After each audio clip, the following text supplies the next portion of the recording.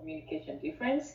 I think the other piece was, I'll say this, I've lived in a couple of states.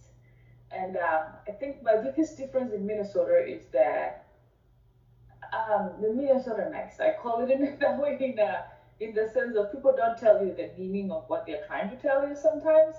So you have to read between the lines, right? Yeah. And in Kenya, it's a very direct culture. Mm-hmm. And so when I'm communicating, I communicate very directly. And sometimes for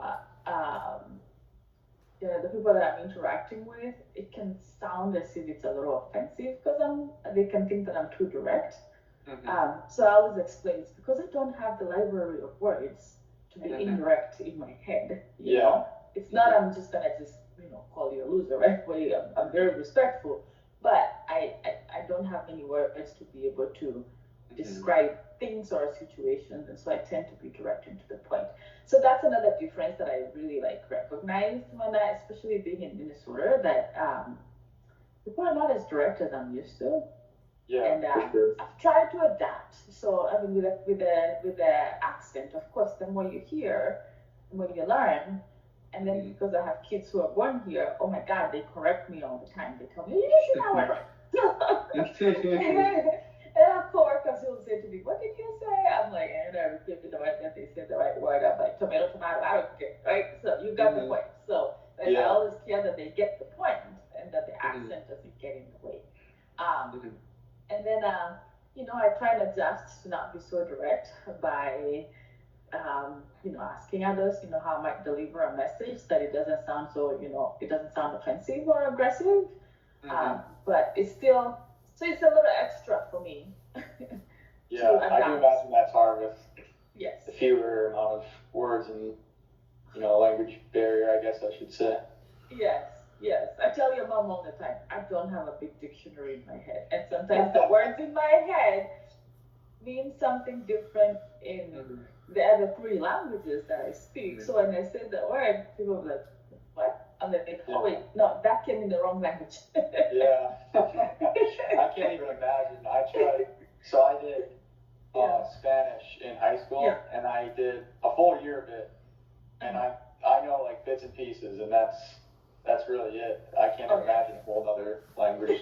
Like 3 is insane. Yes. Yeah. My next question is different.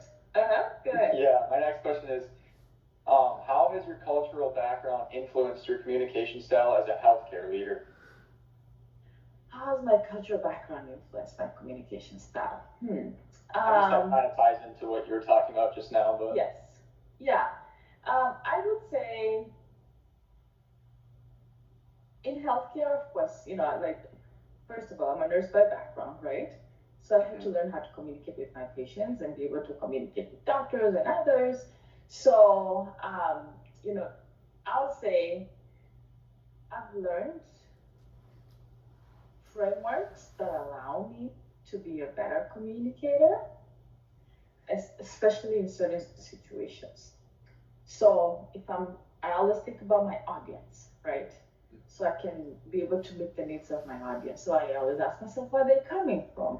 What do they need to know, right? And why am I sharing the message? So that framework allows me to be a better communicator and takes away a little bit of that cultural influence that I have per se, right, from just my culture. And so when I'm in conversations, I always think about my audience, even with my team. I'm always like, who's my audience here? If I'm with the board, who's my audience? And if I'm talking to a doctor, the doctor wants to know if the patient is doing better or not, right?